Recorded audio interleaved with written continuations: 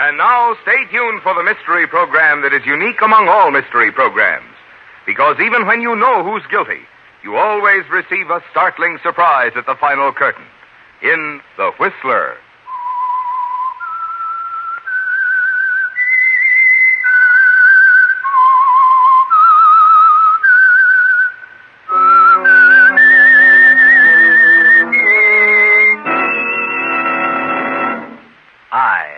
The Whistler, and I know many things, for I walk by night. I know many strange tales hidden in the hearts of men and women who have stepped into the shadows. Yes, I know the nameless terrors of which they dare not speak.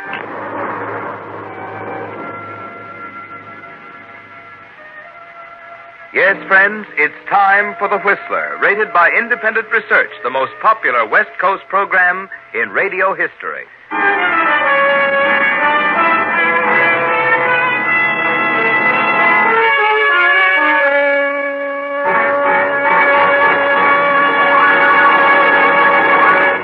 And now, The Whistler's strange story.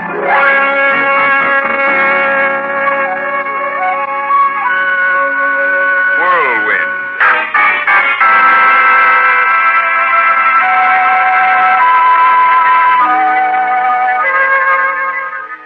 The first blue of evening shaded the eastern sky, and the lights began to blink on in the City of the Angels.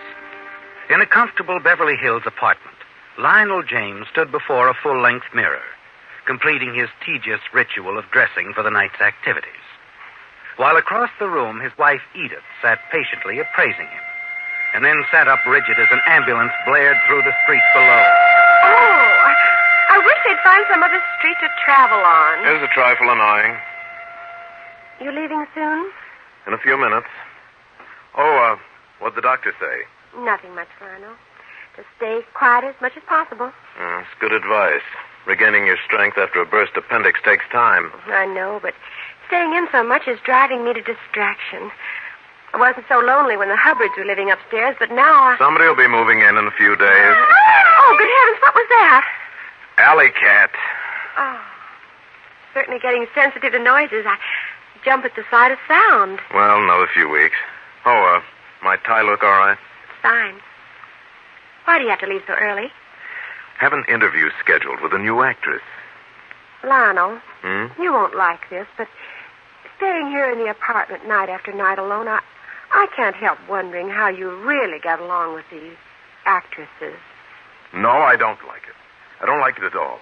And I thought I made it clear that there's one thing I will not tolerate.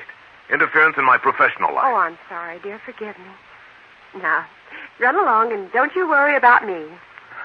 Oh, try not to. And you try to keep cheerful.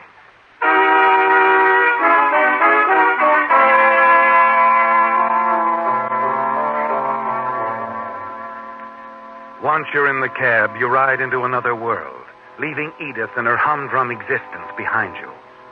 And it's an exciting world you move into at night, Lionel. Hollywood's bright Sunset Strip, filled with glamorous debutantes and flashy cigarette girls, of millionaires and tramps, of hot jive and dreamy love ballads. And here you are undisputed king. Your daily column, Nightlife, by Lionel James, is a must for 1,000,000 Angelinos. In it you can make reputations or break them.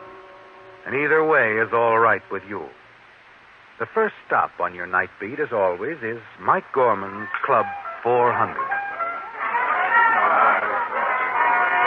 Nice crowd, Mike. Danny's that trombone packs him in. You think so? He's got a reputation, in spite of you. Oh? Well, we'll see, Mike. Want to bet he doesn't last? Oh, lay off, will you, Lionel? Why don't you give the guy a break? All right, so he took a dame away from me. He still plays good trombone. Tiny and I can handle this between us. One of these days, Lionel, somebody's going to let you have it, but Don't count on it. I guess not. Too much to hope. This way, please. Hey, Mike. Who is he? Who's who? You know darn well who I mean. The Vision, followed by that toothpick. Huh? Never saw him before. Haven't, huh? It's funny. Waiter's taking him to center ringside. That's your table, Mike. Well, what of it? They're friends of mine. All right, so I'd like to meet your friends, Mr. And Gorman. don't I know why? 2 months ago, it was that little soloist. Last month, the new cigarette girl. Mike, I want to meet her. Look. They've just been married 6 months. I want to meet her, Mike. No. Mike Gorman, protector of family and fireside, huh? Oh, that's just dandy. All right, I'll introduce myself. And, by the way, catch my column tomorrow, Mike. Club 400's on its way out. Please, Lionel, let her alone. She's nice, I tell you. And... Out of my way, boy, you bother me. Okay, Lionel. You win.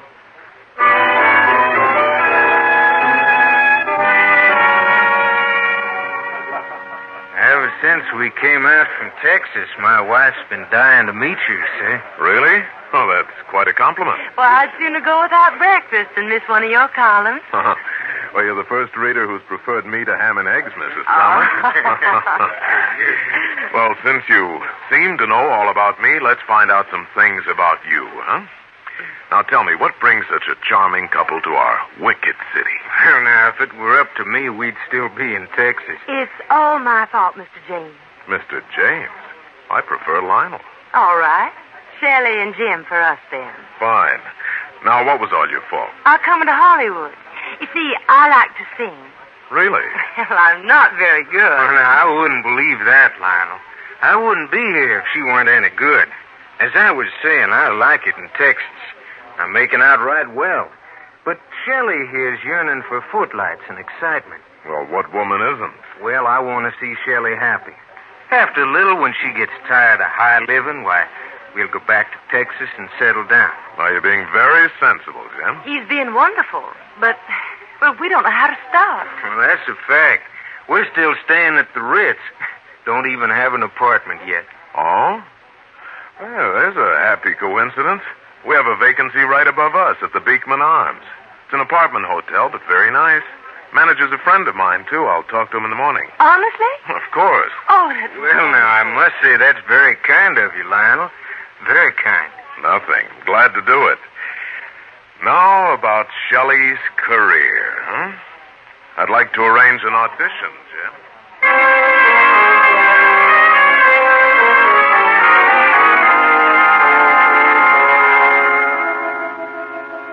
And that's how it all began, wasn't it, Lionel?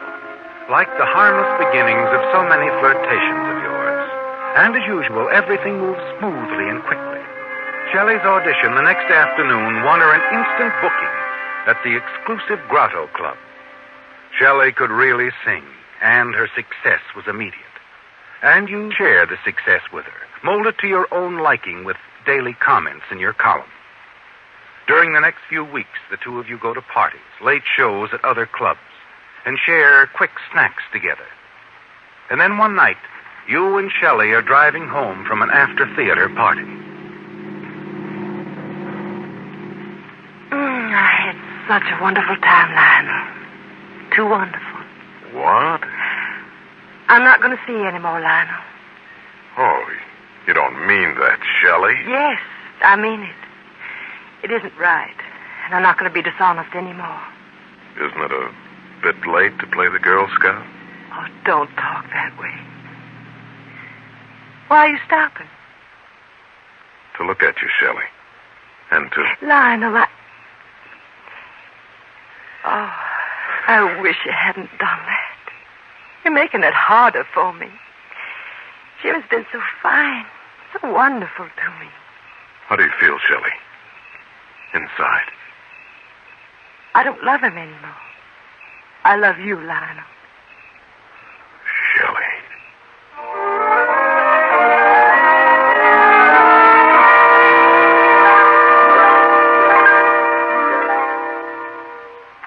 You drive to the Beekman Arms in silence, park the car in your garage, and walk silently into the apartment building with Shelley. You can't quite tell what she's thinking. You've never seen her like this. Mechanically, you see her to her door. She puts the key in, quietly unlocks it. But before she opens it, she turns and looks at you. I've made up my mind, Lionel. Oh? About what? We've got to be honest. I'm going to tell Jim about us, and you've got to tell your wife. Oh, now, wait a minute. Let's not rush into anything. We've got to be honest, Lionel. Oh, Shelley, be sensible. Why not wait a while? We'll see how things work out. No, I won't do that. Jim and I promised each other that if it... Please, listen to me, Shelley. Now, let's be mature about this. I'm being mature. Either you love me or you don't. Do you? Oh, isn't that a fine question? Then you should tell your wife. But, Shelley... And I should tell Jim, and that's what I'm going to do. Now, look, Shelley, maybe later on No, we can both... Lionel. I'm going to tell Jim right away. Right away? Yes, tonight. I just can't keep on Just wait a minute. Now, You can't talk me out of it, Lionel. I'm telling Jim everything tonight. Good night, Lionel. No. Shelley. Shelley.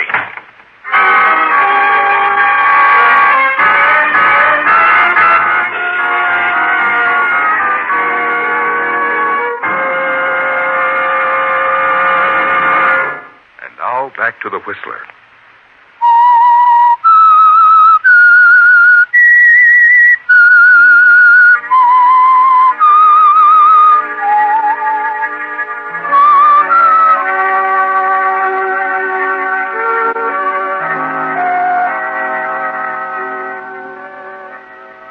Well, Lionel, when Shelley slammed the door in your face, she left no doubt about her intention.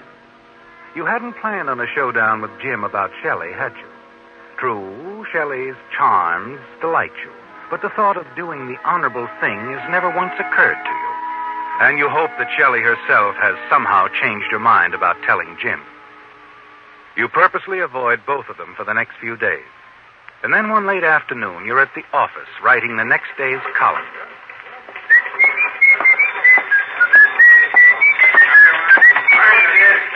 Somebody to see you, Mr. James. I'm too busy to see anyone. Sorry to intrude on your work like this. Huh? Oh, it's you, Jim. Right, scram, kid. Oh, sit down, Jim. Shelley told me. Yes. Well, you understand, Jim, I had no intention. I'm not here to blame you, sir. Huh? I'm worried about Shelley. Yes, I imagine she's quite upset. That's not what I mean. She's in love with you, Mr. James. I understand you've declared your love for her. Well, naturally. Do you plan to marry Shelley? Well, yes, certainly, but When? Why, as soon as possible. Unfortunately, though, my wife's recovering from a serious operation. How long will it be before she's well? Oh, some time yet. But it's not only that. What with doctor bills and one thing and another, I'm rather heavily in debt. Divorces and settlements are expensive. I can take care of that. I got plenty of money. Oh, look, Jim. Why are you so concerned with a woman who wants to leave you anyway? I'm in love with Shelley. And I'm going to make sure she's treated right. You know, I think Shelley's in love with you, too, Jim. After all, this is just a momentary infatuation. No, sir. Shelley's not like that. Look, I'm busy right now, Jim. Maybe we can talk about this at length some other time. There's nothing more to say. I noticed by your columns that you lack quotations. But I have one I'd like you to keep in mind, sir. He who sows the wind reaps the whirlwind.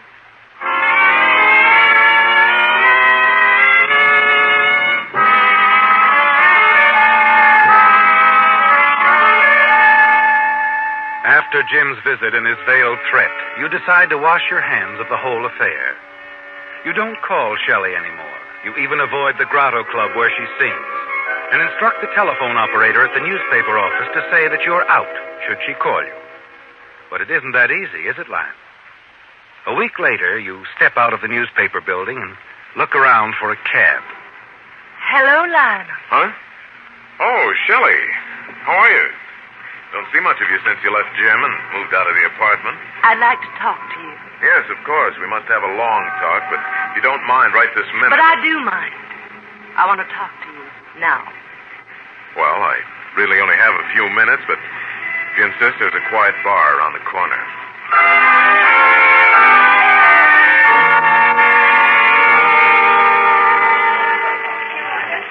I'd like to know what happened, Lionel. Well, it's clear enough. Your impulsiveness broke up our rather pleasant friendship, that's all. Friendship? I thought you were in love with me. Well, I was, in a manner of speaking. I want straight answers, Lionel. Are you still in love with your wife? Is that it? I've never been in love with Edith. She's a good, stable influence on me, makes a comfortable home. And above all, she doesn't ask too many questions. To think I gave up Jim for... Really, my dear, I advise you two to kiss and make up and go back to Texas, huh? I could never do that now. Well, suit yourself. You don't care. You just don't care what happens to me, do you? You won't get lost, Shelley. Most women would gladly give up their husbands to sing at the Grotto Club. Well, gotta go now. If you ever want any plugs in my column, just let me know.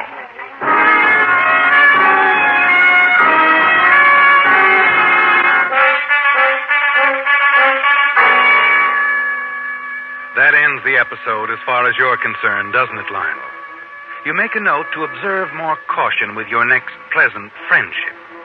And for the next week, you move confidently once more in the glamorous circle of Hollywood nightlife. And then one day, your editor calls you at home.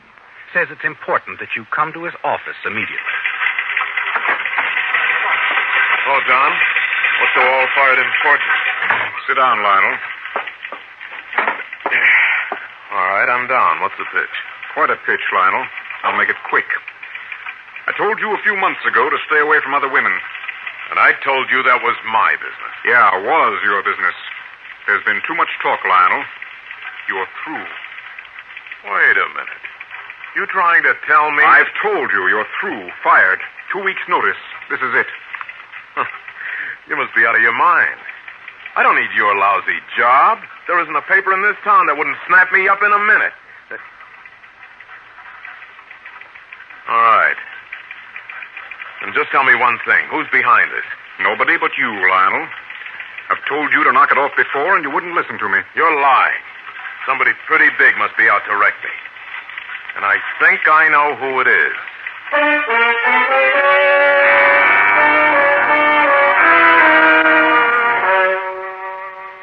You're certain Jim Thomas is behind it all, aren't you, Lionel?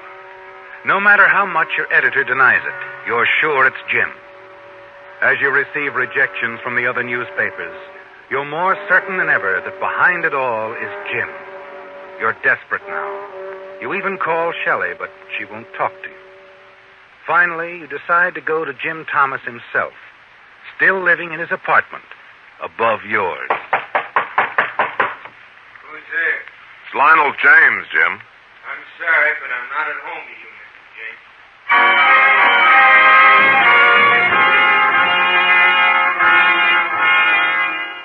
Jim was right, Lionel. You have reaped the whirlwind. Then you're out of big-time journalism. No stars to interview.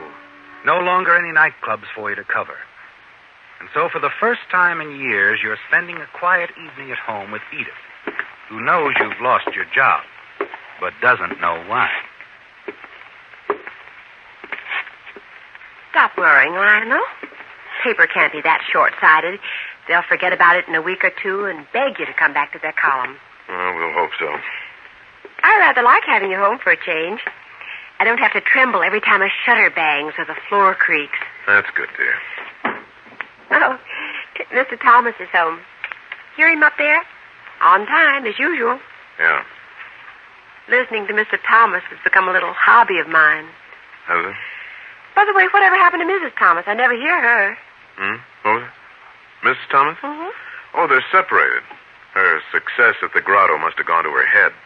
Well, I'm sure it wasn't Mr. Thomas's fault. He's such a nice man. Regular habits. I thought you said you never met Mr. Thomas. I haven't.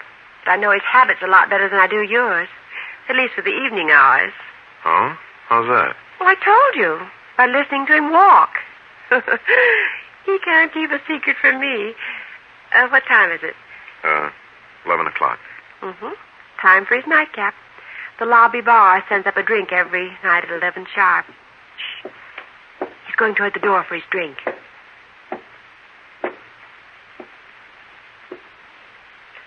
Now he's opening the door, taking the drink, and tipping the waiter. Well, What makes you so sure? I can't hear anything. Neither can I with this waiter, but one of them has a voice like a foghorn. Very interesting. Yeah. Anything else you can deduce from Mr. Thomas's footsteps? Oh, quite a bit. Shh. He's taking the drink straight to the bedroom.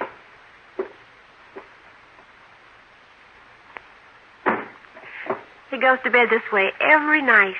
He takes one shoe off, takes a long sip on his drink. I can count to 10 slowly, and then... Shh. There, you see? Yes.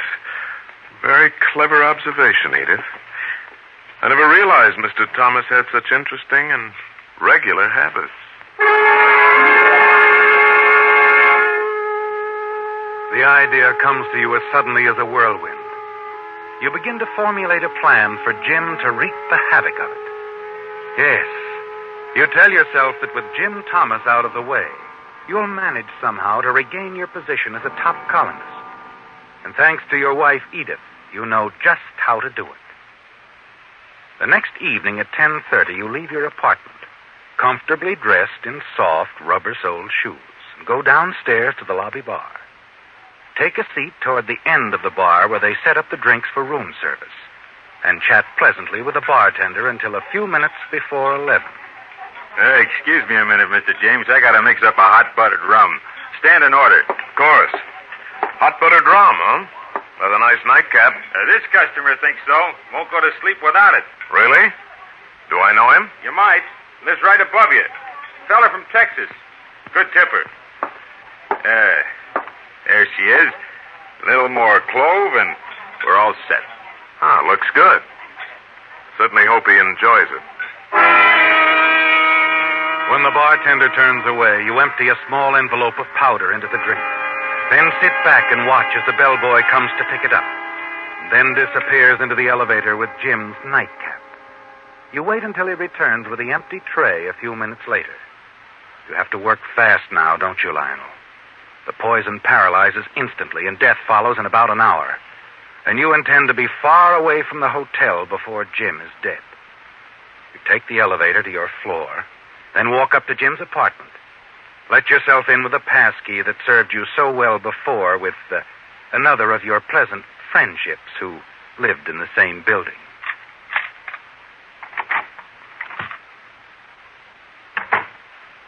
In your rubber-soled shoes, you quickly and quietly search through the apartment until you find Jim's typewriter. You find it in the bedroom. Jim is still conscious, but you don't let his presence disturb you. You, Lionel. Help. Call a doctor. I'm poisoned. I can't breathe. I can't move. You insert a sheet of paper into the portable. Put it in your lap to deaden the noise and vibration. To everyone I know, forgive me. I just can't take Shelley back, and I can't live without her. Goodbye. And now all you need is the signature. It's a perfect suicide.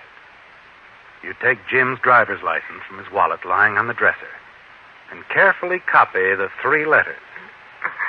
J-I-M.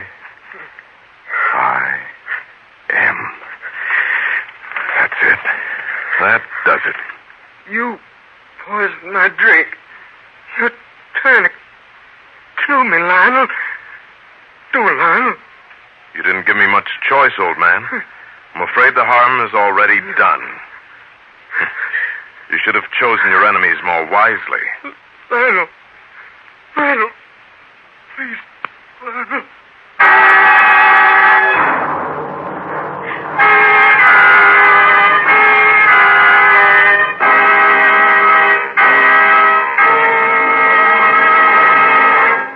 The Whistler will return in just a moment with the strange ending to tonight's story. And now back to the Whistler.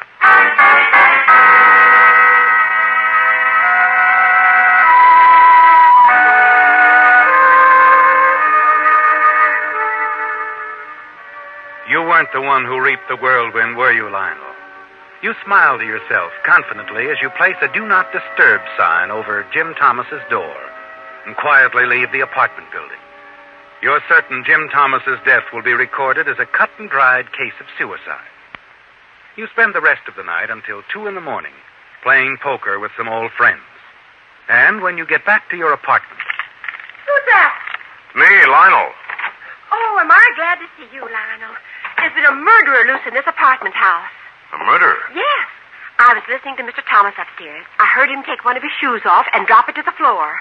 I counted to 10, like I usually do while he takes a sip of his drink. Never mind the details, Edith. Get to the point. Well, after I counted to 10, I waited for the other shoe to drop.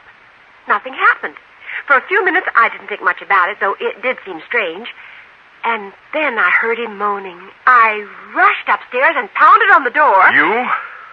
You went up there? Well, I certainly did. I saved that poor man's life. You what? When I couldn't get in, I called the manager and the house doctor.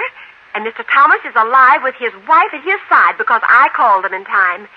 Someone was trying to murder him in cold blood. Mr. Thomas knows who it is, and so do the police. They wouldn't tell me who it is, but I'll find out. Hold up in there. Police department. Yes. Yes, my dear. I'm sure you'll find out. Soon.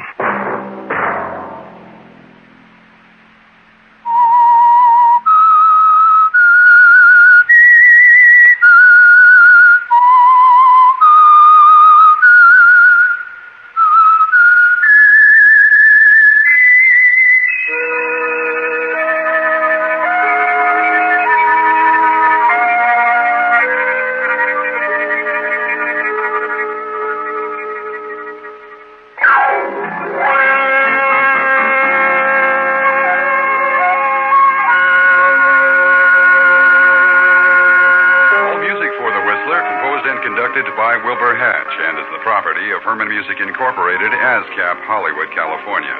Broadcast rights granted solely to Audio Arts Productions, La Mirada, California.